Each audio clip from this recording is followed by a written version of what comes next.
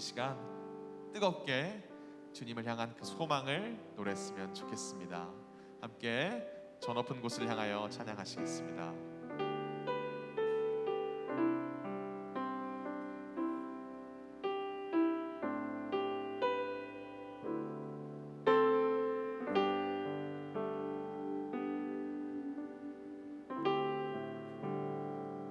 저 높은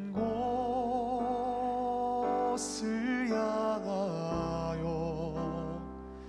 날마다 나아갑니다. 내 뜻과 정성 모두어 날마다 기도합니다.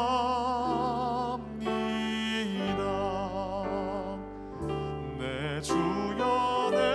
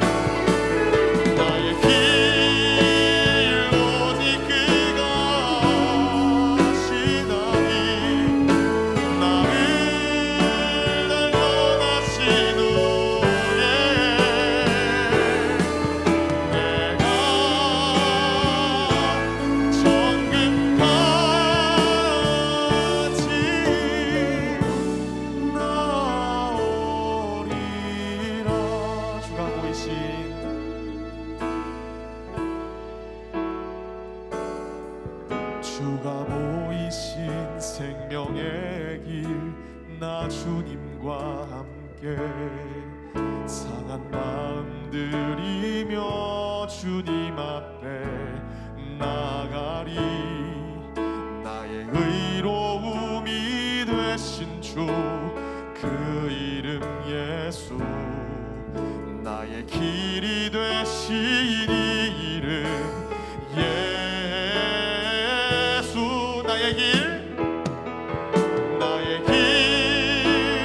오직 그가 하시나니 나를 단련하신 후에 내가 정금같이 나오리라. 나의 길 오직 그가 하십니다. 나의 길 오직 그가 하시나니 나를 단련하신 후에 내가 정금같이 나오리라. 다시 한 번 더.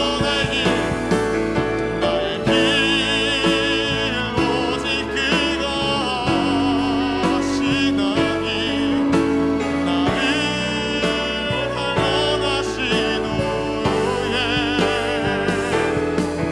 내가 정금같이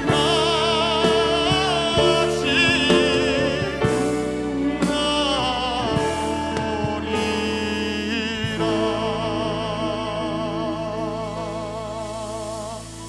할렐루야. 아멘. 우리 삶에 여전히 두려움이 있지만, 어려움이 있지만, 갈등이 있지만, 그 가운데 나의 모든 것을 아시는 그 주님께서 나를 섭리하사 나를 단련하시고 정금과 같이 빚어가실 줄 믿습니다. 아멘. 그 어려움의 길 가운데서 우리가 함께 주의 은혜를 노래했으면 좋겠습니다. 함께 가사를 묵상하시며 찬양하겠습니다.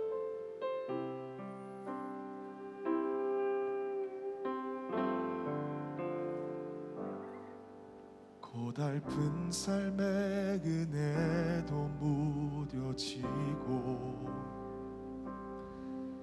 곧 사라질 것에 내 맘 두네. 헛되고 헛된 것들을 바라보며 그 은혜를 놓치며 살았네. 주어진 삶을 묵묵히 살아가며 날 붙드신 주 예수를 보내. 사망 가운데 놓여진 나의 삶을 날 건지신 그 이름 예수. 나의 한숨을 바꾸셨네. 주를 향한 노래로, 소망의 노래로 나의 눈물을 거두신 주 예수 이름 안에 살게 하소서. 우리 목소리 높여서 다시 한 번 더 고백합시다. 고달픈 삶의 은혜도 무뎌지고 곧 사라질 것에 내 맘 두네. 헛되고 헛된 것들을 바라보며 그 은혜를 놓치며 살았네.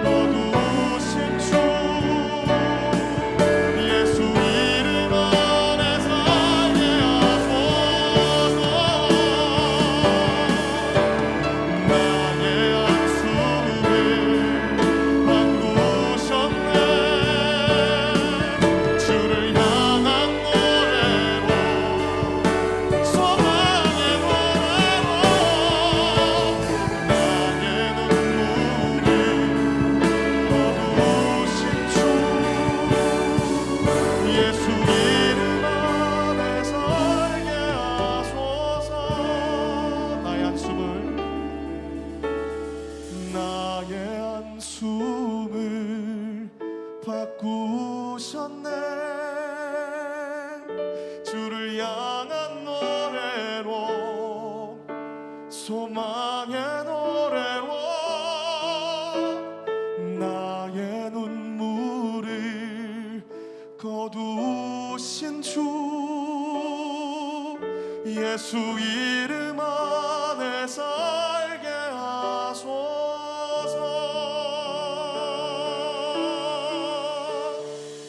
아멘. 오늘도 주께서 우리 가운데 예수의 이름을 풍성하게 하실 줄 믿습니다. 이 시간 다 같이 자리에서 일어나셔서 예배로 나아가시겠습니다.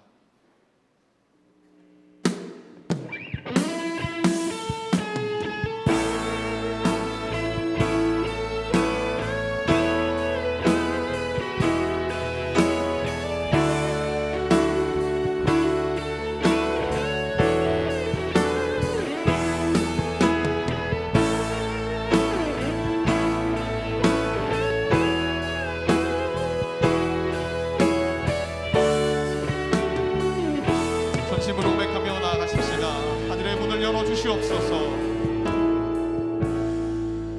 하늘의 문을 여소서. 이곳을 주목하소서. 주를 향한 노래가 꺼지지 않으니 하늘을 열고 오소서.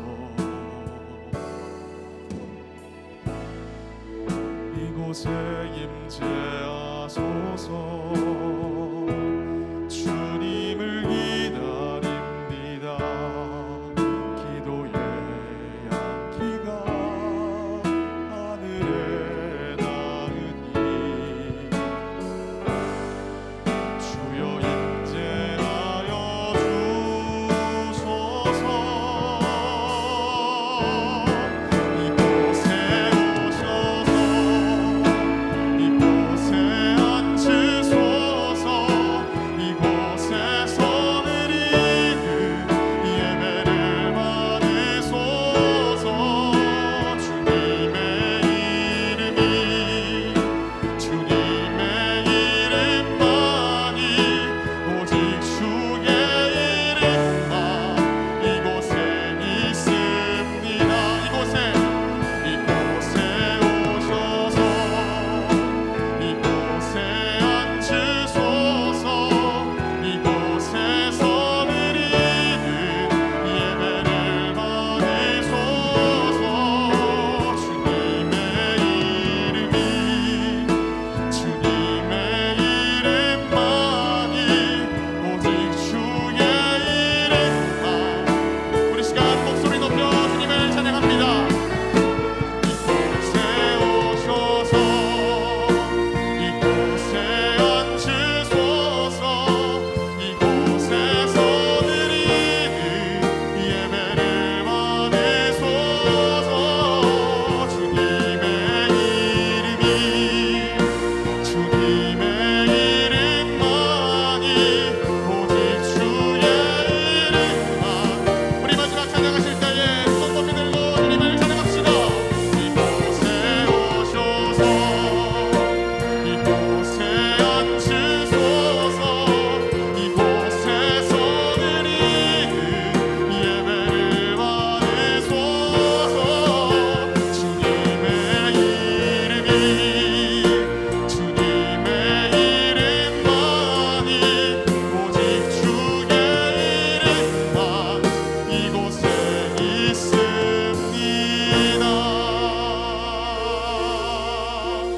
할렐루야.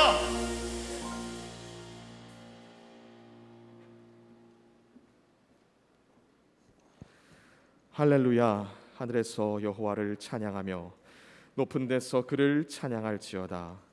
그의 모든 천사여 찬양하며 모든 군대여 그를 찬양할지어다. 해와 달아 그를 찬양하며 밝은 별들아 다 그를 찬양할지어다. 하늘의 하늘도 그를 찬양하며 하늘 위에 있는 물들도 그를 찬양할지어다. 아멘.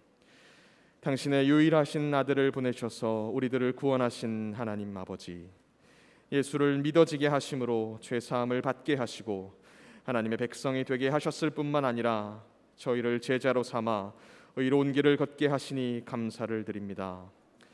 하나님께 받은 사랑이 너무 크고 높아서 아무리 많은 입이 주를 찬양한다 한들 주께 영광을 돌릴 수 없으며 눈물로 주님을 섬겨도 받은 은혜를 다 갚을 수 없음을 잘 알고 있습니다.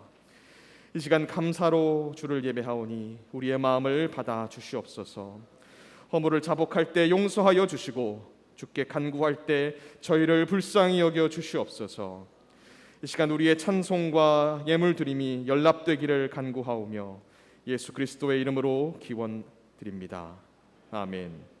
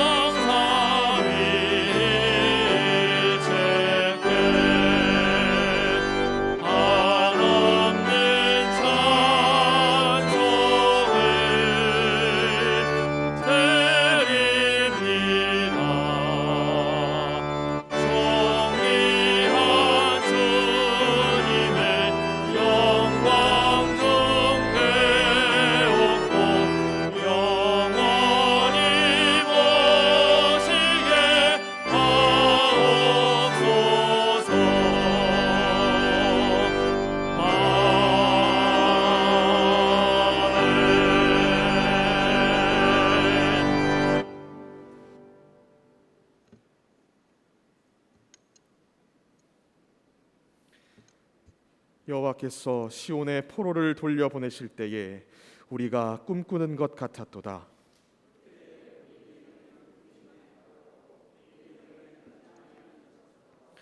그때에 문나라 가운데서 말하기를 여호와께서 그들을 위하여 큰 일을 행하셨다 하였도다.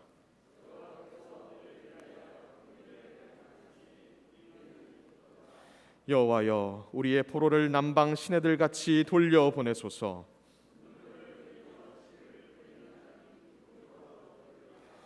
울며 씨를 뿌리러 나가는 자는 반드시 기쁨으로 그 곡식단을 가지고 돌아오리로다. 아멘. 전능하사 천지를 만드신 하나님 아버지를 내가 믿사오며 그 외아들 우리 주 예수 그리스도를 믿사오니 이는 성령으로 잉태하사 동정녀 마리아에게 나시고 본디오 빌라도에게 고난을 받으사 십자가에 못 박혀 죽으시고 장사한 지 사흘 만에 죽은 자 가운데서 다시 살아나시며 하늘에 오르사 전능하신 하나님 우편에 앉아 계시다가 저리로서 산자와 죽은 자를 심판하러 오시리라. 성령을 믿사오며 거룩한 공회와 성도가 서로 교통하는 것과 죄를 사하여 주시는 것과 몸이 다시 사는 것과 영원히 사는 것을 믿사옵나이다. 아멘.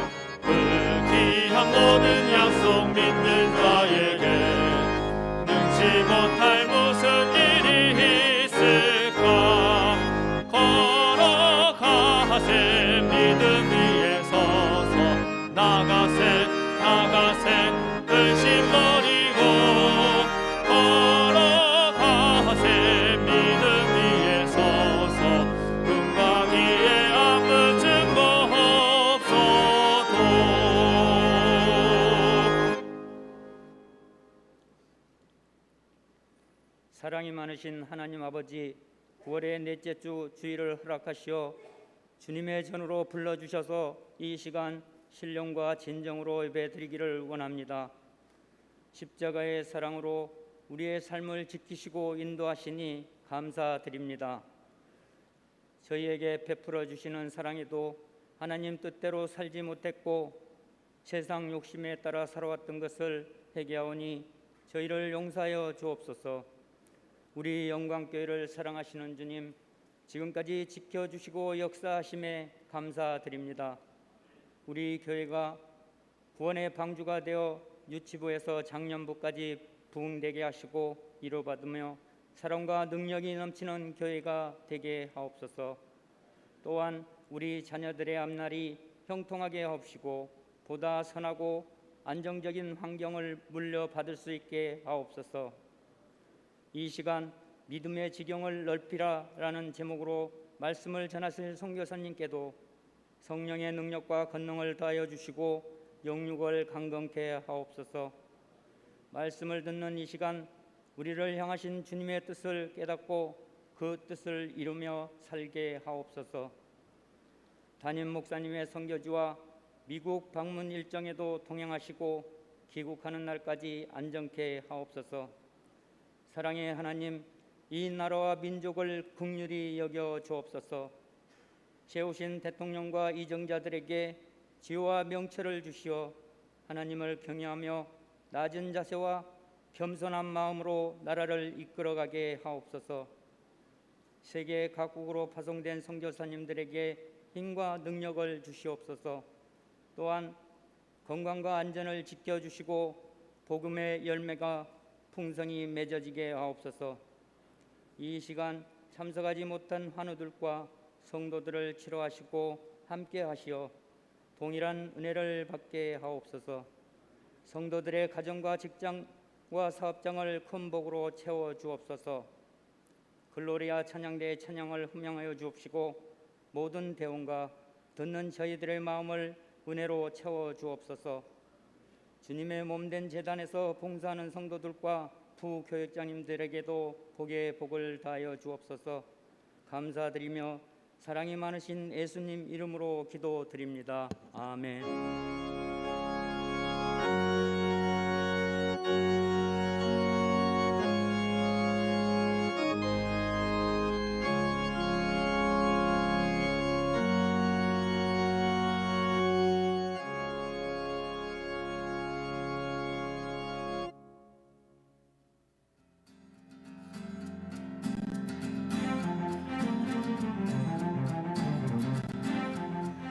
9월 25일 한 주간의 영광 소식을 전해드립니다.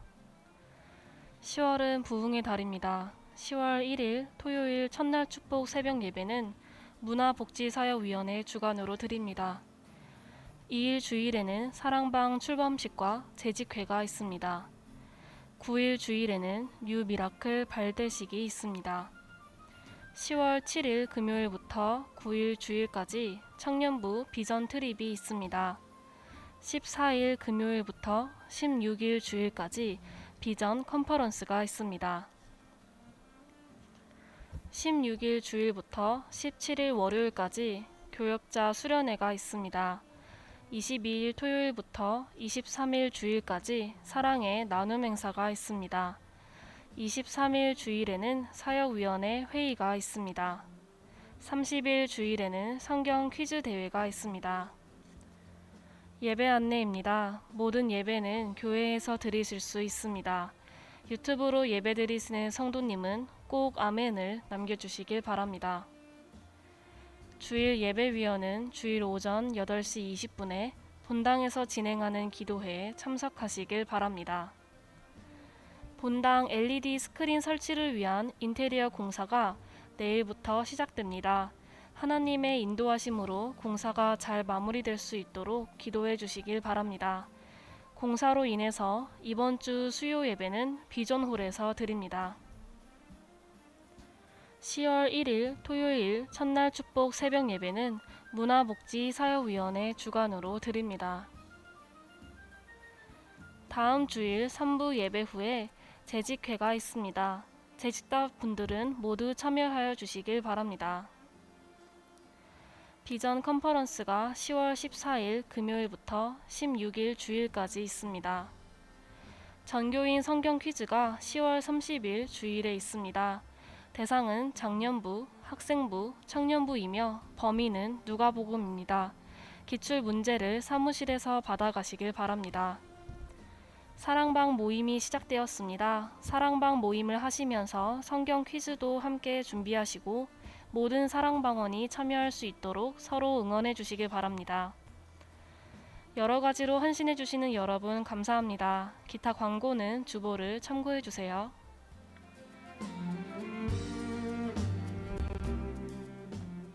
이상으로 한 주간의 영광 소식을 마칩니다. 주님과 동행하는 행복한 한 주 되시길 바랍니다. 감사합니다.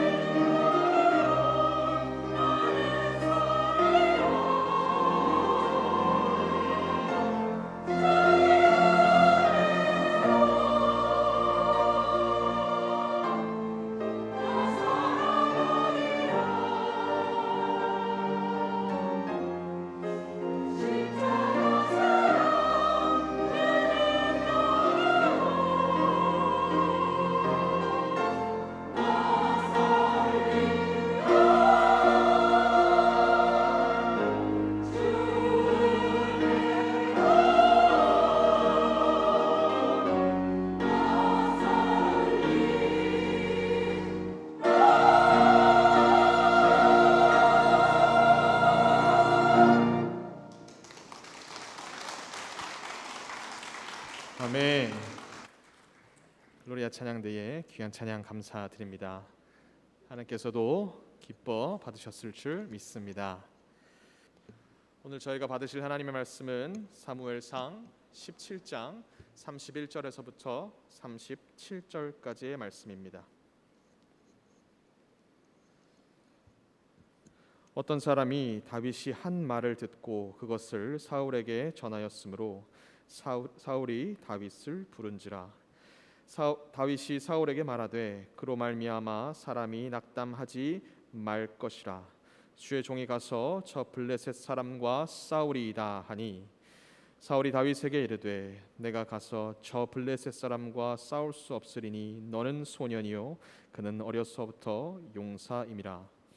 다윗이 사울에게 말하되 주의 종이 아버지의 양을 지킬 때에 사자나 곰이 와서 양떼에서 새끼를 물어가면 내가 따라가서 그것을 치고 그 입에서 새끼를 건져내었고 그것이 일어나 나를 해하고자 하면 내가 그 수염을 잡고 그것을 쳐 죽였나이다. 주의 종이 사자와 곰도 쳤은즉 살아계신 하나님의 군대를 모욕한 이 할례 받지 않은 블레셋 사람이리이까 그가 그 짐승의 하나와 같이 되리이다. 또 다윗이 이르되 여호와께서 나를 사자의 발톱과 곰의 발톱에서 건져내셨은즉 나를 이 블레셋 사람의 손에서도 건져내시리이다. 사울이 다윗에게 이르되 가라 여호와께서 너와 함께 계시기를 원하노라. 이는 살아계신 하나님의 말씀입니다. 이 시간 김영록 선교사님께서 그리스도인 믿음의 지경을 넓히라 라는 주제로 말씀 증거해 주시겠습니다. 많은 은혜 받으시기 바랍니다. 할렐루야. 오늘도 하나님의 은혜와 손길이 여러분들과 여러분들의 가정과 생업에 함께 하시기를 주님의 이름으로 축복합니다. 지난주보다 이번 주 성가대가 더 멋있게 잘하신 것 같아요. 지휘자 볼 때마다 지휘자가 너무 멋있게 생겼어. 지경이란 말은 뭐 경계, 그죠? 지경을 넓히라 하는 것은 어느 경계를 넓히다 하는 뜻을 가지고 있죠. 미국이 언제 깃발만 꽂으면 이 땅은 내 땅 그런 시절이 있었어요. 그게 1826년도에 링컨 대통령이 홈스테이드 법이라고 하는 법을 정했어요. 그것이 뭐냐면은 너무 그 동부 지역의 수도권을 중심으로 해서 사람들이 모여 있으니까 서부 지역으로 사람들을 좀 이주시켜서 그쪽 지역을 좀 개척하라 하는 그런 취지를 가지고 홈스테이드 법, 그러니까 우리 한국어로 번역하면 자영농지법이라는 법이에요. 그래서 그 땅을 갖다가 이제 무상으로 줄 테니까 그 원하는 사람들은 그쪽으로 가라. 그것을 이제 받으려면은 랜드 오피스라고 하는 오피스에 그 등기 비용을 내야 되잖아요. 그 등기 비용은 이제 기본적으로 내야 되는데 그 등기 비용이 얼마냐면 18불이에요. 뭐 한 2만 원 정도밖에 안 되는 돈인데. 그래서 많은 사람들이 땅을 준다고 그래서 옮겨갔는데 얼마나 땅을 주느냐? 한 가족당 160에이커씩 준다는 거예요. 그러면은 얼마냐면 20만 평쯤 돼요. 한 가정당 20만 평. 그래서 많은 사람들이 가서 그 랜드 오피스 가서 18불을 내면은 깃발을 하나 줘요.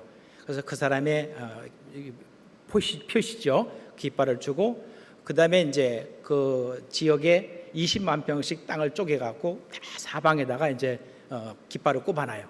그래서 거기 정부에서 지정해주는 그 지적도 같이 지번이 쭉 전부 다. 그래서 먼저 가서 그 깃발을 꼽고 빼고 자기가 받은 깃발을 꼽은 그건 자기 땅이 되는 거예요.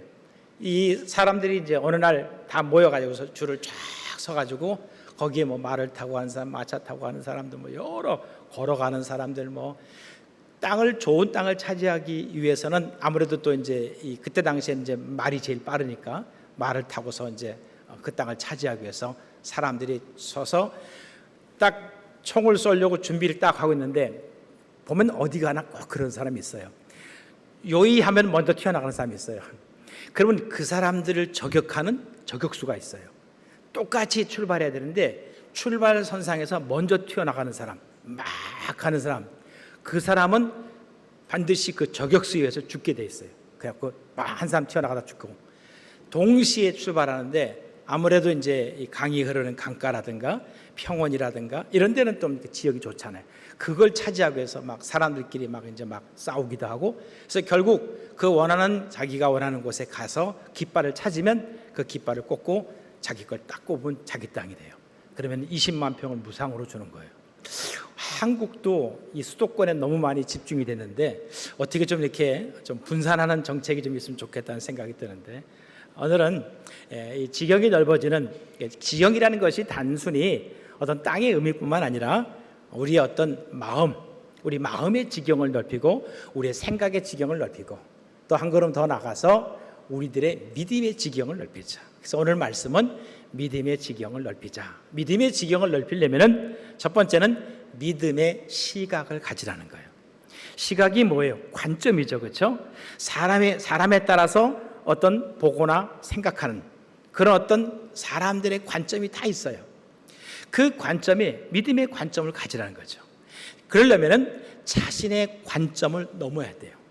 사람은 누구나 다 각 개개인이 가지고 있는 자신의 관점이 있어요. 뷰 포인트에서 보편적 관점, 이것이 모든 사람이 다 가지고 있는 건데, 오늘 성경의 본문에도 보면 사무엘상 17장 24절 보면요, 이스라엘 모든 사람이 그 사람을 보고 심히 두려워하여 그 앞에서 도망하며, 그 사람이 누구냐면 우리가 잘 아는 골리앗이라는 사람이에요.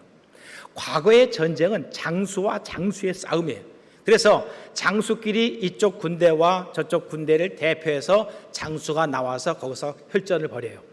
그 장수 중에서 한 사람이 패해서 지면은 이 전쟁은 이쪽 팀이 이기는 거예요. 그런데 그때 당시에 블레셋과 이스라엘과 전쟁하는데 블레셋의 최고의 장수가 골리앗이라는 장수예요. 키가 거의 3m 가까운 2m 95니까 3m 가까운 그런 키에다가 이 사람이 입고 있는 갑옷이 철 갑옷인데 그 갑옷 무게만 57kg예요.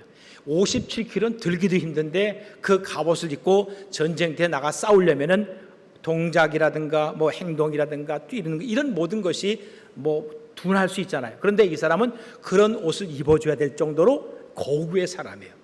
오늘날 전쟁 같으면 이런 사람들은 도움이 안 돼요. 군대 못 갑니다. 왜요? 그 사람은 눈에 잘 띄거든요. 지금은 숨어서 총을 쏴야 되는데 그런 사람 다니다가는 그냥 그 자리에서 가는 거예요. 옛날에는 그랬어요. 과거에 사람들의 평균 키가 지금하고 비교하면 훨씬 더 작았죠. 저도 제 당시 시대에는 그래도 적지 않은 키인데 요즘 전철 타고 가면은 우리 젊은 애들이 얼마나 키가 큰지 뭐 보통 180 넘는 애들이 너무너무 많아요. 그만큼 이제 이 먹는 것이라든가 환경이 좋아지니까 이제 많이 성장을 했는데, 이때 당시에 이 골리앗과 싸우는 상대가 누구예요? 다윗이에요. 다윗은 아직 군대 가기 전에 소년이에요. 그 다윗이 이 골리앗과 싸운다는 거예요. 거기에 있는 모든 사람들의 생각, 이런 보편적 관점에서 봤을 때는 저 골리앗과 싸워서 이길 수 없다라는 것이 다 모든 사람의 생각이에요. 우리는 이러한 생각의 관점을 바꾸라는 거예요. 사람들이 가지고 있는 그런 보편적 관점, 누구나 다 그냥 당연하게 생각하고 당연하게 이해할 수 있는 그런 생각의 관점들을 바꾸라는 거예요. 미국 알래스카에서 실제 있었던 일이에요. 어떤 젊은 부부가 결혼해서 아이를 낳는데 그 아내가 아이를 낳다가 너무 출혈이 심해가지고서 그만 어머가 죽고 말아요. 이 어린 아기를 데리고 아빠가 키워야 되는데 유모를 구해야 되잖아요. 근데 유모를 구할 수가 없어요. 백방으로 알아봐도 유모를 못 구하는 거예요. 그런데 그 아이를 돌보는 돌봄견, 그런 개가 있대요. 그래서 이 사람이 그 개를 사서 아이를 돌보게 했어요. 근데 이 개가 너무너무 똑똑한 거예요. 출근해서 집에 돌아오면은 뭐 먹을 거 먹여주기도 하고 아이를 갖다가 어디 위험한 데 안 가도록 지켜주기도 하고, 이 아이를 참 잘 돌봐서 시간이 지났어요. 어느 날 갑자기 일이 있어가지고 퇴근이 늦어서 밤늦게 집에 돌아오니까 문 열고 가니까 집안 구석구석이 막 피 범벅이 되고, 그리고 안방에서 그 돌봄견이 개가 걸어 나오는데 몸에 피수성이 돼갖고 개가 막 걸어 나오는 거예요. 이 사람의 생각에 문득 생각나는 게 이 녀석이 우리 아이를 죽였구나. 그래가지고서 화가 나가지고서 총을 꺼내가지고서 총으로 그 자리에서 그 개를 쏴서 죽였어요. 그런데 그 총소리에 놀라가지고서 그 마스터룸 안방에서 아기가 아 하고 우는 거예요.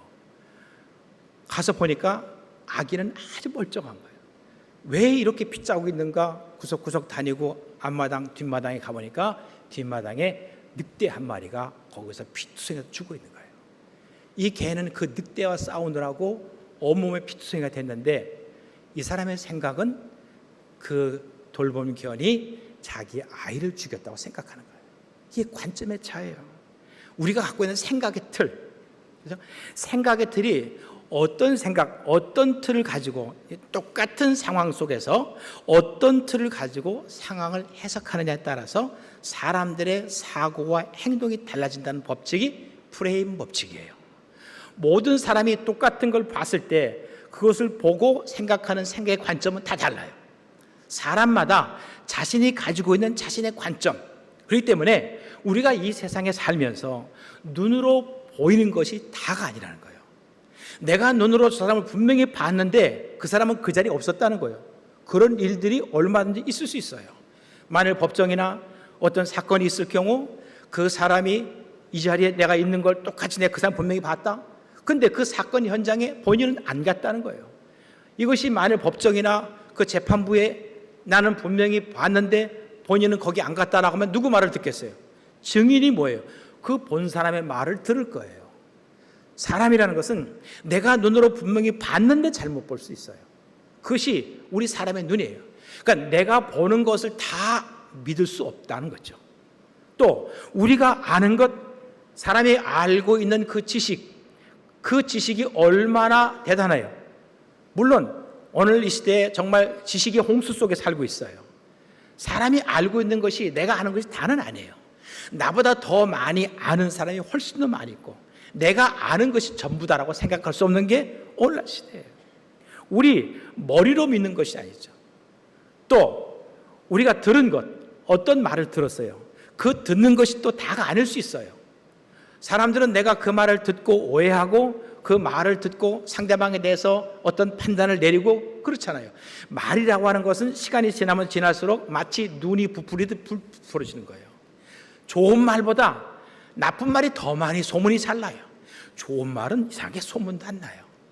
칭찬하고 착하고 좋게 칭찬할 그 칭찬할 내용들은 소문이 잘 안 나는데 그 나쁜 말들은 너무너무 소문이 잘 나요. 요만하게 잘못한 것이 나중에 사람의 귀를 통해서 듣고 전해지면 나중에 크게 소문이 커지는 거죠. 어디가 다쳤더래. 근데 뭐 죽었다며 뭐 이렇게 나가는 거죠. 우리가 가지고 있는 이 생각의 관점, 우리가 갖고 있는 마음의 관점, 믿음의 관점, 우리 자신이 가지고 있는 그 관점을 넘어야 된다는 거예요. 사람은 누구나 다 자신이 갖고 있는 틀이 있어요. 생각의 틀이 있고 마음의 틀이 있어요. 믿음도 믿음의 틀이 있어요. 그 틀을 깨고 그 틀을 부셔야 돼요. 믿음이 성장하려면 내가 가지고 있는 고정관념이라는 거잖아요. 고정관념이란 그 고정관념의 틀을 깨지 않으면 우리가 믿음을 성장할 수가 없어요. 그래서 믿음의 시각을 갖는데 가장 중요한 첫 번째가 바로 자신의 관점을 넘어야 된다. 다윗의 관점은 보편적 관점이 아니었어요. 사무엘상 17장 26절 하반절 보시면 이 할례받지 않은 블레셋 사람이 누구이기에 살아계시는 하나님의 군대를 모욕하겠느냐. 다윗이 본 골리앗은 거대한 장수, 어려서부터 전쟁과 훈련에 능한 그런 장수로 보이지 않았어요. 다윗이 보는 것은 아니 저 자가 도대체 누구이기에 살아계신 하나님의 군대를 모욕하느냐고 다윗이 노발대발했어요. 아니 어린 소년이 철이 없어서 그렇게 말한다 할 수 있겠지만 다윗은 철딱선이 없는 그런 말이 아니라 다윗은 믿음에 의해서 하나님을 믿는 믿음의 시각으로 보기 때문에 골리앗에게 그렇게 말할 수 있고 골리앗하는 행동에 대해서 말할 수 있었던 거예요. 그렇기 때문에 믿음의 시각에 우리가 갖고 있는 신앙인이 가져야 될 중요한 시각은 믿음의 시각이래요. 이 믿음의 관점 가지고 보는 거죠. 모든 것을 볼 때 믿음을 가지고 사람이 살면서 생각을 바꾸기가 쉽지 않아요. 하지만 생각을 바꾸면 인생이 달라져요. 우리가 마음을 내가 가지고 있는 그 꽉 이 고정되어 있는 이 마음을 바꾸면 달라져요. 계속 속삭이는 며느리 시집살이 시키는 그 시어머니도 내가 그 시어머니와 며느리를 보는 눈과 생각을 바꾸면 우리 며느리가 이렇게 착했나, 우리 어머니가 이렇게 훌륭한가 하는 것이 바꿔지는 거예요. 생각이 바꿔요. 미국에도 홈리스들이 많아요. 이 사람들이 주로 어디에 있냐면 프리웨이를 타고 내려가서 로컬로 가기 직전에 있거나 아니면 프리웨이를 타기 전에, 거기는 항상 신호등이 걸려 있으니까 그 신호등 앞에 항상 있어요. 이게 어느 날 이 장님이 이제 구걸을 하는데 종이판에다가 나는 앞을 볼 수 없습니다, 도와주세요라고 판을 두고 서 있는 거예요.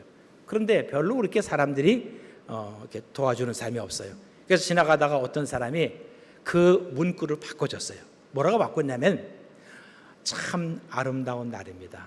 그런데 저는 이 아름다운 것을 볼 수가 없습니다 라고 문구를 바꿨어요. 사람들이 그 문구를 보면서 마음에 동정심을 가졌어요. 그 동정심을 일으키니까 그 사람에게 많이 도와줘요.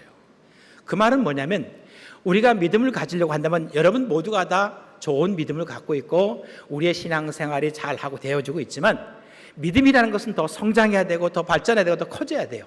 내가 생각하는 그 믿음, 그것은 내가 갖고 있는 최고의 믿음인데 그 최고의 믿음의 벽을 넓히려면 우리가 갖고 있는 관점을 바꾸지 않으면 넓혀질 수 없다는 거죠.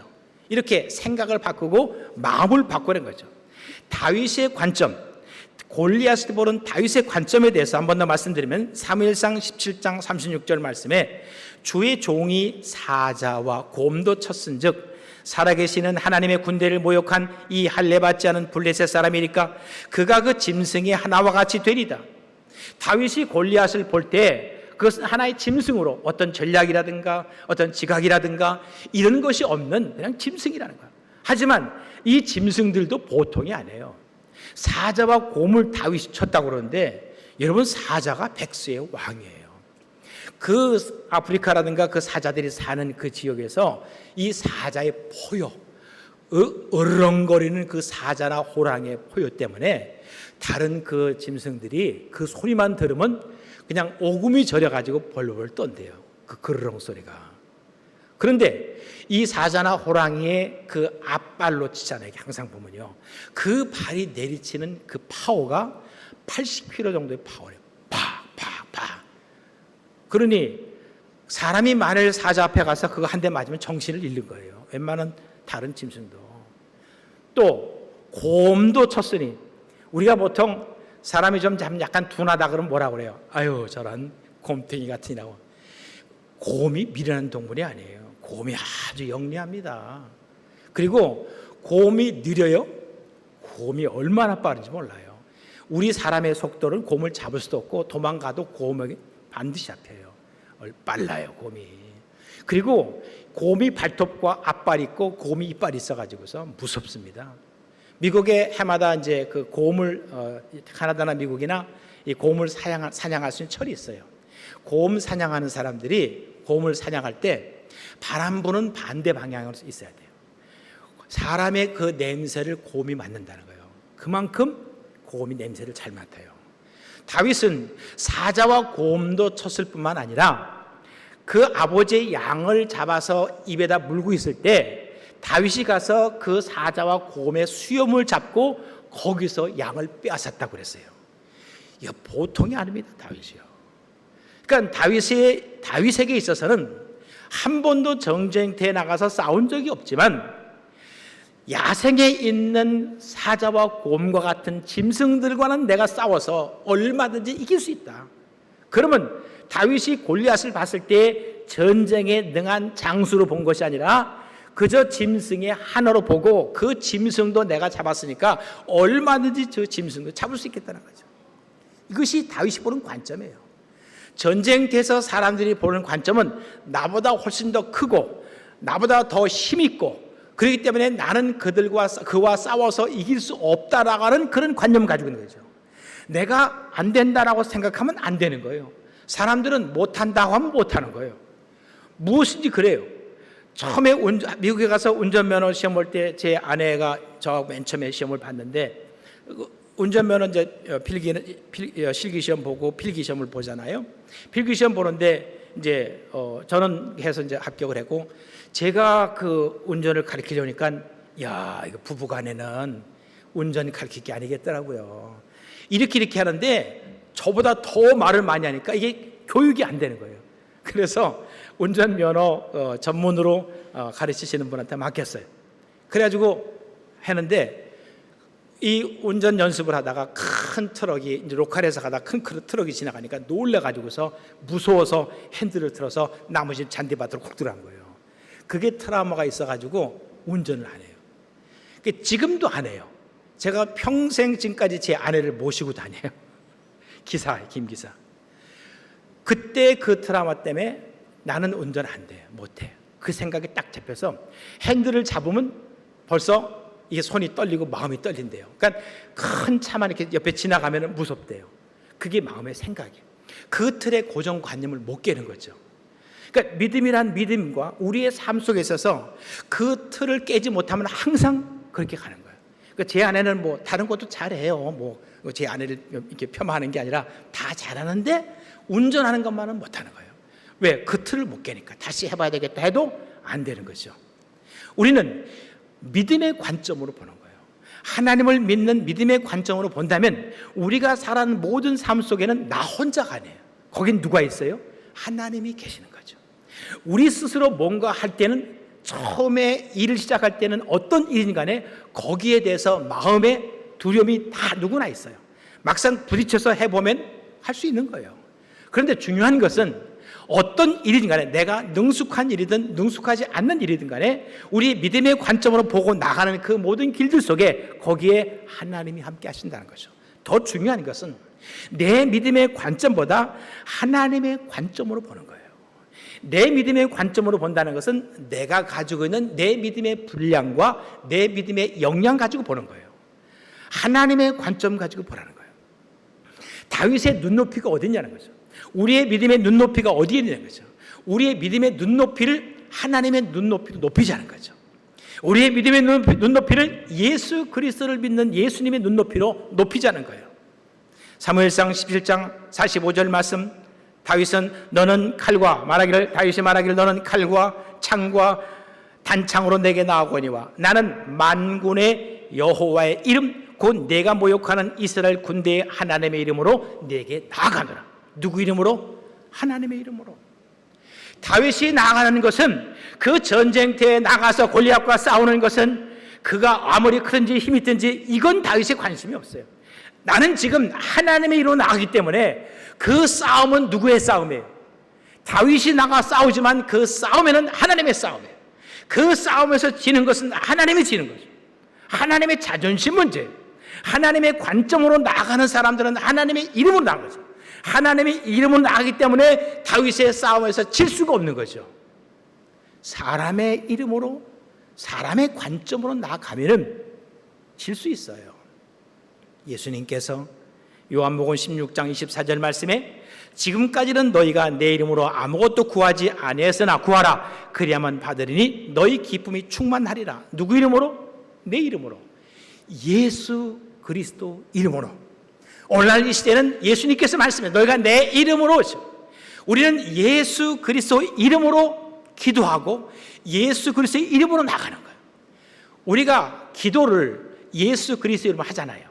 우리의 모든 삶도 예수 그리스도 이름으로 할 수 있도록 적용을 시켜보세요. 여러분의 가정에서 요즘 50대 여보 밥상 좀 차려줘 그랬다간 눈탱이가 밤탱이 된다더라고요. 그냥 주문 주는 대로 먹어야지 반찬 투정한다든가 여보 어디가 그랬다가는 한 80대 돼서는 아침에 눈 떴다고 또 맞는다대요. 여성시대가 여성시대. 자, 여러분이 대접하는 거잖아요. 남편에게 밥상을 차려주든 내 아내에게 선물을 사주든 내 부모님에게 선물하든 내 사랑하는 자녀에게 선물하든 누구 이름으로? 예수 그리스도 이름으로. 한번 해보세요. 오늘부터 이제 집에 가셔서 점심상을 차리든 저녁상을 차리든 예수님의 이름으로 내 남편을 대접한다. 거기에 상이 있어요. 할렐루야. 여러분의 자녀, 내가 사랑하고 내 자식이니까 내가 뭔가를 하겠다라고 하는 그 마음보다 주님의 이름으로 내 자녀를 대접한다 생각하는 거죠. 주님의 이름으로 내 부모님을 대접한다고 생각하는 거예요. 제가 이제 살다 보니까 내리사랑이라는 게, 제 딸이 이제 손녀딸을 낳고 제 딸이 또 이제 손자를 낳는데, 이 모스마가 엄마를 갖다 얼마나 힘들게 하는지 저는 그 손자 걱정보다 제 딸이 더 걱정이 되는 거예요. 그런데 제 딸은 저보다 제 아들 걱정을 더 하는 거예요. 아주 그냥 눈에 보여요. 저희가 살 때는 저희 부모님 중심의 삶을 살았어요. 우리가 아이 때문에 뭐 해야 되니까 시간이 없어요. 애들 뭐 이렇게 해야 되니까 안 돼요. 우리 부모들에게 그런 말을 못해요. 나도 너를 어떻게 키웠는데 어디 가서 그런 소리 하냐고. 그런 말을 할 수가 없어요. 그런데 우리 자녀들의 세대들은요, 삶의 중심이 아이들이에요. 제가 시애틀에 있을 때 제 딸 집에 갔고, 그다음에 저기 애틀란타에 사는 지금 딸의 큰딸 집에 갔었거든요. 가서 낮에 밥 먹고 움직이는 게, 이 아이가, 자기 아이가 먹고 잠자는 시간이 있어요. 그 시간에 맞춰서 움직이고 가야 돼요. 갈 때도 그렇고 올 때도 그 시간에 맞춰서 아기가 잘 때 차 타고 와야 돼요. 제 마음대로 좀 연장해서 좀 더 보고 싶다, 이게 안 돼. 애들이 잘 때 자는 시간이니까. 그러니까는 지금 여기 계신 분들은 샌드위치 세대예요. 우리가 자녀를 낳았을 때는 우리 부모님에게 우리 자녀라서 마음대로 할 수도 없었고, 이제 우리가 좀 마음대로 하려고 해도 자녀들이 있으니까 자녀들은 자녀의 자녀들 때문에, 손자 손녀들 때문에 마음대로 못하고, 참 불쌍해요. 그렇죠? 그래서 우리가 살아가면서 우리의 삶의 인생이 어떻게 살아가든지 간에 제가 말씀드리고자 하는 그 요점은, 그것도 예수 그리스도의 이름으로 내 자녀를 사랑해서 내 자녀에게 무엇을 해주든지, 내가 뭐 목사님을 대접하든지 장로님을 대접하든지 권사님을 대접하든지 집사님을 대접하든지 어떤 걸 하든지 간에 누구 이름으로? 예수 그리스도 이름으로. 예수 그리스도 이름 하는 그 누구의 관점이에요? 예수님의 관점이고 하나님의 관점이에요. 여러분들이 교회에 나오는 그 교회 나오니 내가 잘 되고 건강하고 우리 자녀손들이 잘 되고 하는 그런 마음도 있지만, 여러분들이 교회 나올 때 예수 그리스도로 나와서 기도할 때 주님께서 여러분을 통해서 주님이 알아서 하시는 거죠. 하나님께 내 삶을 맡기는 것이 그리스도 예수의 이름으로 살아가는 삶 속에 하나님의 역사가 있을 줄로 믿습니다. 우리의 믿음의 시각이라는 시각의 관점을, 내가 믿음의 관점도 내 믿음의 관점으로 살았던 그 생각의 관점의 틀을 벗어나서 하나님의 관점, 예수 그리스도의 이름으로 우리의 고정관념들, 내 생각의 틀, 내 마음의 틀을 무너뜨리고 그리스도 예수가 내 안에 와서 예수 그리스도를 통해서 모든 것을 보고 예수 그리스도를 통해서 모든 것을 행할 수 있을 때 여기에 하나님의 역사가 있을 줄로 믿습니다. 두 번째, 믿음의 지경을 넓히라. 또 한 가지는 믿음에는 능력이 있다는 거예요. 우리의 믿음의 지경이, 우리의 관점을 바꾸면은 그 믿음이란 믿음 자체 속에는 뭐가 있어요? 능력이 있어요. 믿음이라는 게 뭡니까? 두나미스라는 것은 하나님의 능력이에요. 이 믿음은 하나님과 나 사이의 큰 통로의 관과 같아요. 그 통로의 관을 잠근다는 것은, 믿음이 없다는 것은 통로의 관을 잠가요. 예수 믿고 신앙사는 사람들이, 어떤 사람들은 한 5년, 10년, 20년, 30년 지나면서 점점점 믿음이 차곡차곡 쌓여서 정말 잘 믿는 믿음의 어르신도 있어요. 또 어떤 사람들은 한 30년, 40년 돼도 우리말로 완전히 깡통 믿음인 사람도 있어요. 또 어떤 분들은 교회 나온 지 1년도 안 됐는데 정말 잘 믿는 믿음, 깜짝 놀랄 믿음을 갖고 있는 사람도 있어요.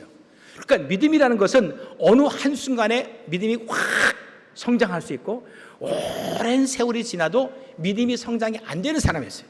그것은 바로 믿음의 관점의 문제라는 거예요. 우리가 중요한 것은 믿음 속에는 뭐가 있어요? 능력이 있어요. 사람들에게는 연약한 믿음도 있고 그리고 견고한 믿음도 있어요. 연약한 믿음이라고 해서 우리가 그 사람의 믿음을 폄하해서는 안 돼요. 왜? 믿음 자체는 능력이 있으니까. 로마서 14장 1절 말씀에도 믿음이 연약한 자를 너희가 봤되 그의 의견을 비판하지 말라. 내가 볼 때 저 사람이 믿음이 없다고 해서 믿음이 없는 사람들을 과시하지 말라는 거죠. 왜? 그 믿음이 없다라고 생각하는 그에게도 믿음이 있다는 거죠. 믿음이 작은 믿음, 큰 믿음. 예수님께서 오직 뭐라고 그랬어요? 너희에게 겨자씨 하나일 만한 믿음이 있다고 한다면, 겨자씨는요 깨알보다 더 작아요. 깨보다 더 작은 게 겨자씨예요. 그만한 믿음이 있다고 한다면, 왜? 믿음 자체는, 어떤 믿음이니 간에 믿음 자체는 뭐가 있어요? 능력이 있어요. 그래서 예수님께서 믿는 자들이 복되도다고 말씀했어요. 믿음이 큰 자가 복되도라고 말하보다 예수님께서는 믿음 자체에 대해서 말씀해요. 믿는 자가 복되도다. 또 마가복음에는 믿는 자에겐 능치 못할 일이 없다고 그랬어요. 큰 믿음의 사람들만 삶의 기적과 역사 일어나는 건 아니에요. 작은 믿음이 간에 여러분들께서 예수 그리스도를 믿는 그 믿음이 있다고 한다면 그 믿음 속에 하나님의 능력과 하나님의 기적이 있어요. 여러분 스스로가 왜 나는 믿음이 성장하지 않지? 왜 나는 이렇게 믿음이 이렇게 점점 약해지는 것 같지? 옛날보다 더 믿음이 못한 것 같지? 그것은 내 스스로가 나에게 느껴지는 느낌이에요. 하지만 그런 세월의 삶 속에서 우리는 보이지 않게 점점 성장하고 있어요. 하나님과 가까워지고 교회와 가까워지고 말씀과 가까워지고 예수 그리스도와 가까워지면 가까워질수록 여러분들은 보이지 않게 점점 성장해지는 거죠. 연약한 믿음이 있고 또 믿음에는 견고한 믿음이 있어요. 이 견고한 믿음은 하나님께서 약속하신 약속의 말씀을 의심하지 않는 거예요. 하나님께서 응답하신 응답이 금방 이루어지면 좋죠. 그런데 이것이 한 달이 지나고 두 달이 지나고 1년이 지나고 어느 때 10년이 지나고 그렇게 해도 하나님의 응답이 안 되고 이루어지지 않을 때가 있어요. 그러면 사람들은 거의 대부분이 거기서 좌절하고 실망해요. 때라오 시간이라고 하는 것은 내 시간이에요. 내가 생각할 때 내가 마음에 급하지 하나님은 급하신 게 없어요. 내가 급하지 않는데 하나님이 또 급할 수도 있어요. 결국은 우리들에게 하나님께서 기도하고 믿음으로 구했을 때에 대한 응답은 누구의 결정이에요? 하나님의 결정이에요. 그 하나님의 결정 앞에 우리는 순종하고 기다리면 돼요. 하나님의 역사는 내가 기도하지 않아도 되는 역사가 있어요.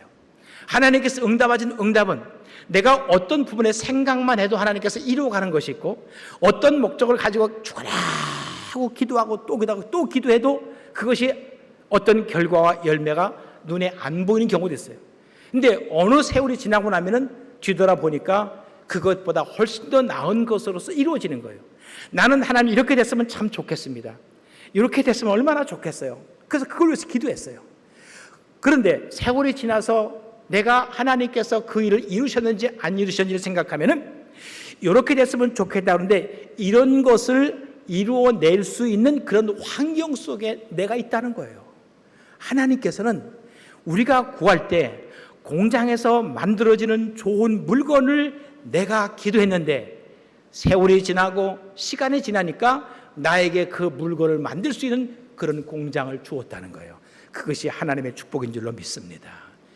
자, 로마서 4장 20절 말씀에 믿음이 없어 하나님의 약속을 의심하지 않고 믿음으로 견고해져서 하나님께 영광을 돌리며 하나님의 약속을 의심하지 않고 의심하지 않을 뿐만 아니라 오히려 더 믿음이 견고해져서 하나님께 영광을 돌리고 이것이 하나님의 사람들의 믿음의 사람들의 삶의 모습이 돼야 된다는 거예요.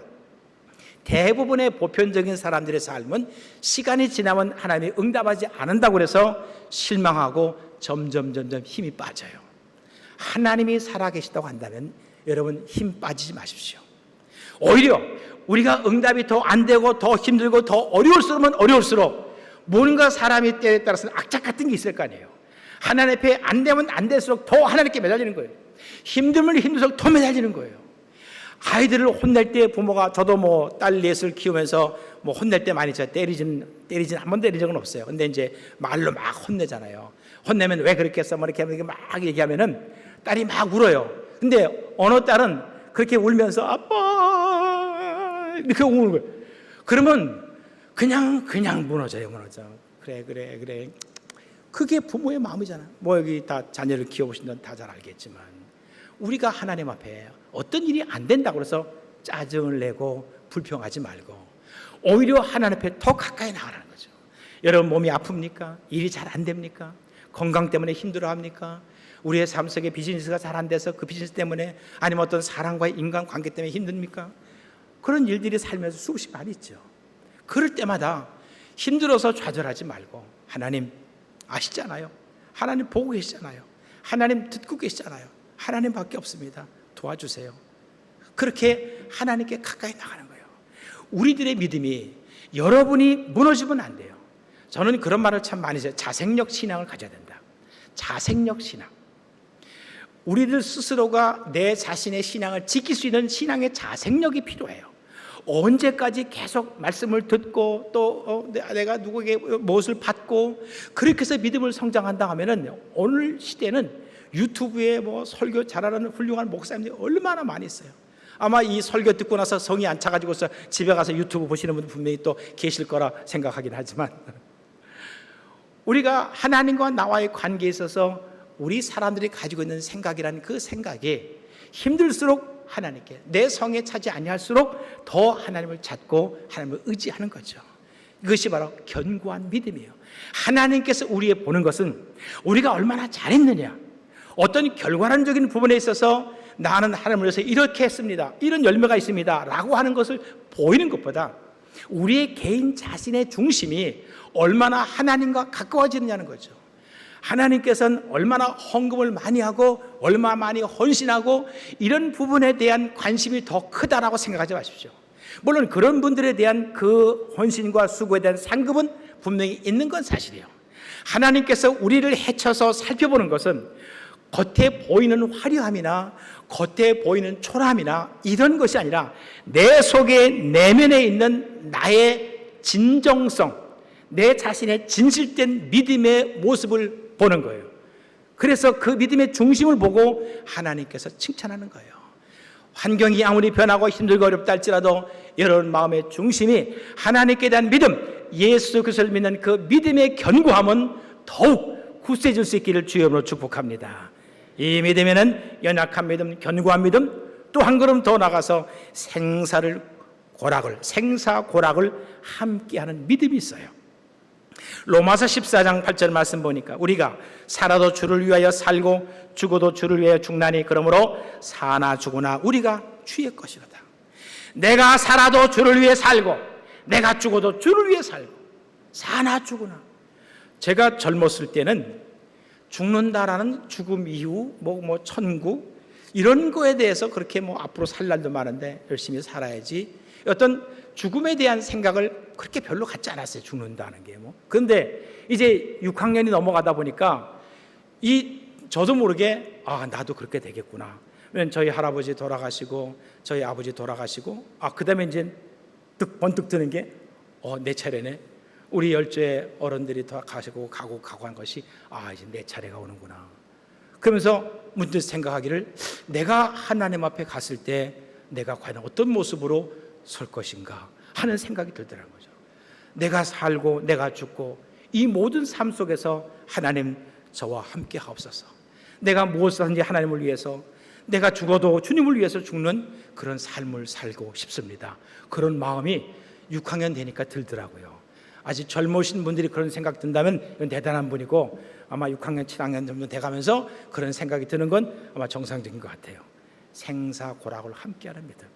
우리는 젊든지 연세가 드시든지 간에 내가 이 땅에 살면서 하나님을 믿는 그 믿음이, 하나님과 함께 살고 하나님과 함께 죽겠다는 믿음을 갖는다고 한다면 우리가 죽어도 아름답게 죽고 우리가 살아도 아름답게 살 수 있는 거죠. 우리의 삶의 인생이 하나님과 함께하는 삶의 인생을 사는 거죠. 하나님이 여러분과 함께하는 건 분명한 사실이에요.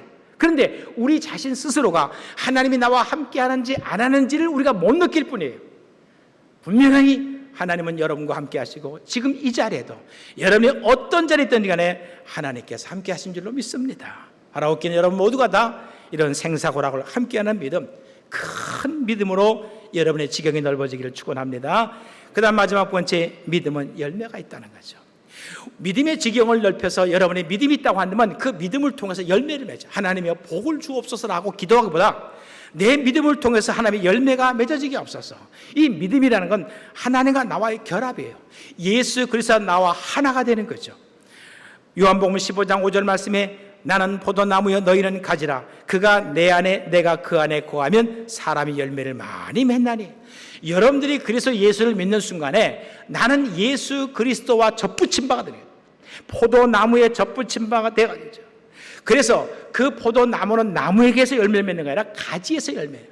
그 포도나무의 열매를 잘 맺어질 수 있도록 우리가 해야 할 일이 있어요. 과실수가 과실을 잘 맺히려고 한다면 저는 과수원을 잘 모르지만 우리가 보통 상식적으로 나무를 키우고 과실 열매를 키우려면 거름을 잘 줘야 돼요.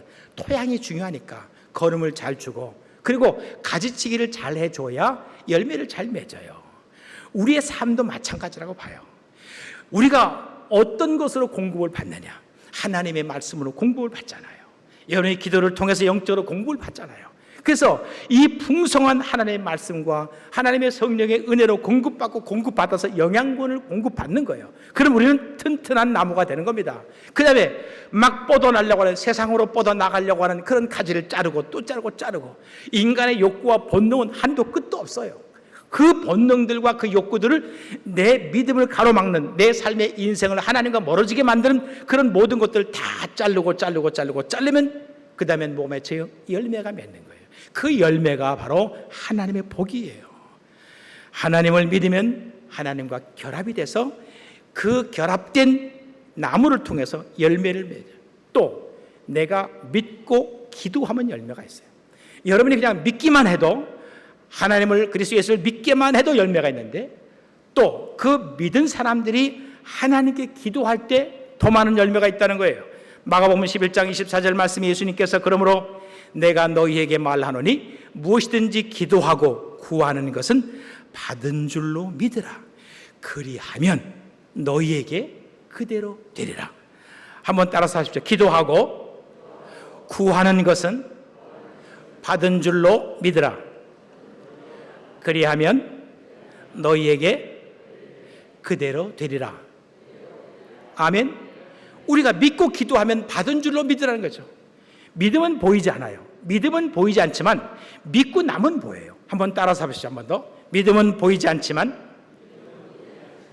믿고 나면 보인다. 믿음은 추상적이에요. 히브리서 11장에 믿음은 바라는 것들의 실상에 보지 못하는 것 증거라고 말씀했잖아요. 믿음이라는 것은 추상적이에요. 하지만 내가 믿고 나면은 우리의 삶의 현상으로 나타나는 것은 실상들이에요.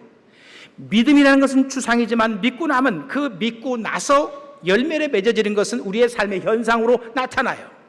그렇기 때문에 여러분이 믿음으로 기도할 때 그 기도에 대한 결실과 열매가 있어요. 하나님께 무엇을 구하든지 간에 여러분이 잘못된 기도를 할 수 있습니다. 여러분이 기도하다 실수할 수 있습니다. 하지만 그것을 하나님께서는 다 알고 계셔요. 여러분 대표 기도하시는 분들이 유창하게 기도를 잘하는 분도 있고, 어떤 분들은 기도를 좀 약간 이렇게 천천히 하기도 하고 뭐 이렇게 어눌하기도 하고 그건 사람들이 생각할 때 기도를 잘한다 못한다 하는 것이 사람의 관점이에요.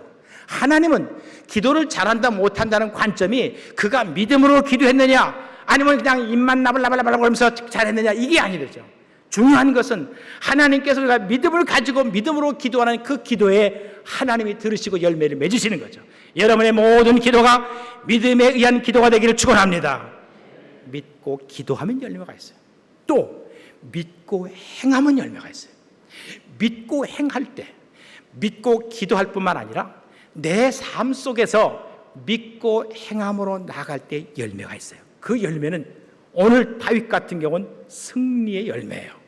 사무엘상 17장 48절 말씀에 블레셋 사람이 일어나 다윗에게로 마주 가까이 올 때 다윗이 블레셋 사람을 향하여 빨리 달리며 49절에 손을 주머니에 넣어 돌을 가지고 물매로 던져 블레셋 사람의 이마를 치매 돌이 그의 이마에 박히니 땅에 엎드러지니라. 골리앗과 싸울 때 다윗이 가지고 있는 무기는 칼이 아니었어요. 그가 가지고 있는 것은 막대기 하나였어요. 그 작대기 들고 오니까 골리앗이 하는 말이 너가 나를 개로 여겼느냐? 아주 그냥 뭐 노발대발하면서 막 흥분해가지고서 저 꼬맹이 녀석 단칼에 내가 베어버리겠다고 막 쫓아오는 거예요. 다윗은 그 막대기 하나 하고 그 다음에 돌멩이 5개 하고 물매를 가지고서 그거 돌면서 달려가는 거예요. 그래가지고서 골리앗이 달려올 때 다윗은 그 물매에서 만군의 여호와의 이름으로 던진 거예요. 돌이 날아가서 골리앗의 이마에 빡 박혔단 말이에요. 야, 아니 돌이 이마에 박힌다. 이마가 깨지는 건 들어봤지만 이마에 박힌다. 거기에 하나님의 힘이, 그 다윗에 던진 돌, 그 다윗에 던지는 그 힘에 하나님의 힘이 함께하는 거예요. 할렐루야. 믿음으로 행할 때 내 힘으로 하는 거예요. 내 힘이 아니라 하나님의 힘으로. 할렐루야. 우리 이 땅에 살아가는 모든 믿음의 사람들이 여러분이 살아가는 모든 삶이 내 힘으로가 아니라 내 힘으로 하지만 거기에 하나님의 힘이 함께 해줄 때 승리가 있어요. 여기에 반드시 필요한 게 뭡니까? 바로 믿음이라는 거예요. 승리의 열매. 그 다음엔 기적이 있어요. 믿음으로 행할 땐 기적이 있어요. 예수님께서 예루살렘으로 가다가 10명의 문둥병자가 큰 소리로 예수님께 와서 소리치는 거예요. 그 문둥병자가 가까이 올 수가 없어요. 전염력이 한번 그때 지금은 뭐 문둥병은 다 완치할 수 있는 약이 있지만 그 옛날에는 문둥병은 불치의 병이에요. 그 10명의 문둥병자가 가까이 올 수 없으니까 멀리서 나사렛 예수여 우리를 불쌍히 여겨 낳게 해서 예수님께서 그 10명에게 소리치는 거예요. 가라, 대제사장에 가서 너희의 몸을 보이라. 문둥병의 치료가 됐는지 안 됐는지 확인을 받으려면 반드시 제사장한테 가야 돼요. 그래서 10명이 예수의 말을 듣고 제사장에 달려가는 거예요.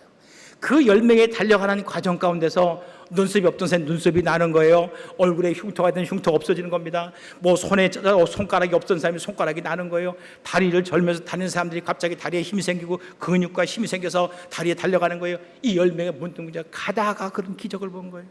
누가복음 17장 14절 말씀에 보시고 이르시되 가서 제사장들에게 너희 몸을 보이라 하셨더니 그들이 가다가 깨끗함을 받은지라. 다 가서도 아니에요. 가다가 하나님의 기적은 믿음으로 행하는 과정 속에서 역사가 일어났어요. 결과만 가지고 얘기하지 말고 우리의 살아가는 삶의 과정 속에서도 우리 하나님께서 여러분의 믿음을 통해서 역사하시는 거예요.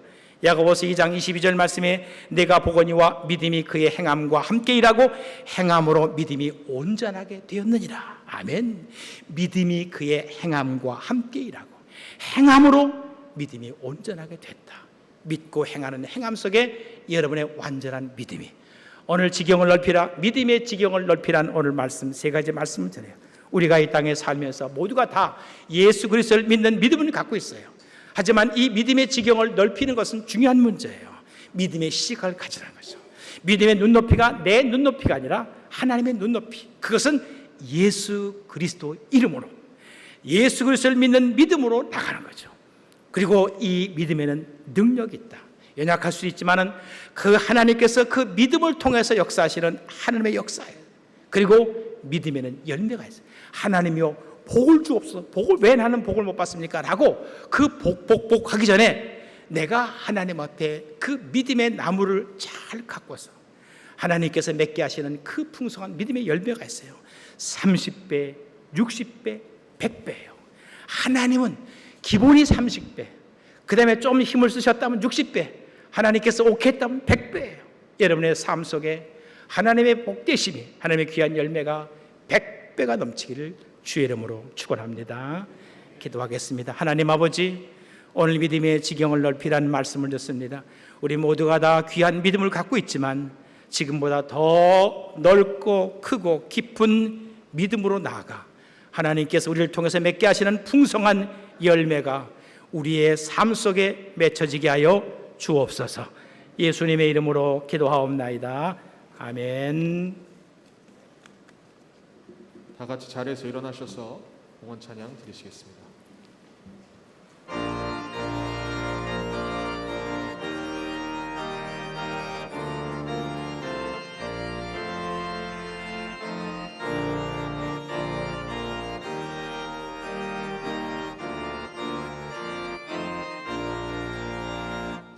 십자가 공병들아 주의에 일어나 기들고 앞서 나가 담대히 싸우라.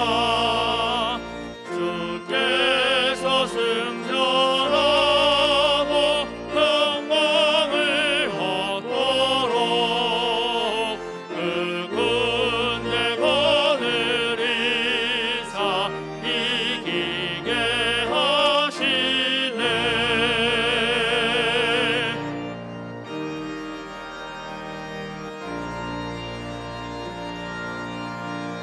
아버지 하나님, 오늘 시간에 하나님 앞에 귀한 예물을 올려드립니다. 이 예물이 있기까지 저들의 수고와 땀과 때론 눈물과 많은 어려움과 위험이 있다 할지라도 하나님께 감사함으로 또 믿음으로 드리는 소중한 예물에 하나님께서 천배 만배로 풍성한 열매와 결실이 있게 하여 주시옵소서. 때론 살다 보면 너무 힘들어서 아무것도 하나님 앞에 드리지 못할 때도 분명히 있었습니다. 하나님이여, 내 마음과 내 삶을 하나님께 드리오니 하나님이여, 저희를 통해서 하나님의 살아계심이 이 땅에 증거되는 산 증인들이 되게 하여 주시옵소서. 우리 모든 주의 사람들의 가정과 생업에 복을 주옵소서. 연로하신 어르신들에게 장수와 건강의 복을 주옵시고 어린 자녀들에게 하나님의 지혜와 총명과 하나님의 빛과 영광을 바랄 수 있는 주님의 훌륭한 자녀들로 성장케 하여 주옵소서. 행복한 가정이 되게 하시고 항상 기쁨과 감사가 넘치는 가정들이 되게 하여 주옵소서. 저들의 일터에 복을 주셔서 일하는 것이 즐겁고 일하는 것이 기쁘게 하시고 그 일을 통해서 하나님의 풍성한 은혜를 알고 느끼는 귀한 일터가 되게 하여 주시옵소서. 병중에 있는 많은 주의 사람들 주님 치료하시고 우리 한우들 한 사람 한 사람 주님께서 만져주셔서 주님 강건케 하여 주시옵소서. 나는 너희를 치료하는 여호와라신 말씀처럼 하나님의 치료의 광선에 빛을 발하서 하나님 아버지 건강케 하옵소서. 우리 담임 목사님 출타 중이었는데 주님께서 안전하고 강건케 지켜주시옵시고 무사하게 잘 돌아와서 또 귀한 주의 사역 잘 감당할 수 있도록 하나님께서 돌보시고 은혜 베풀어 주시옵소서. 원로 목사님들 강건케 하시고 우리 교회와 온 성도를 위해서 기도하는 소중한 그 기도의 응답의 열매가 날마다 더하게 하여 주시옵소서. 우리 교육자들 수고하는 그 수고에 하나님께서 복을 주옵시고 보이지 않게 애쓰고 수고하는 모든 사람들의 그 수고의 손길에 하나님의 풍성함이 끊이지 않게 하옵소서. 예수님의 이름으로 기도하옵나이다. 아멘. 이제는 우리 주 예수 그리스도의 은혜와 우리 하나님 아버지의 사랑하심과 성령님의 교통하심이 믿음의 지경을 넓혀 오직 그리스도 예수의 이름으로 살아가는 주의 사람들 머리 위에와 저들의 가정과 생업 위에 교회 위에 이제로부터 영원토록 함께 있을지어다. 아멘.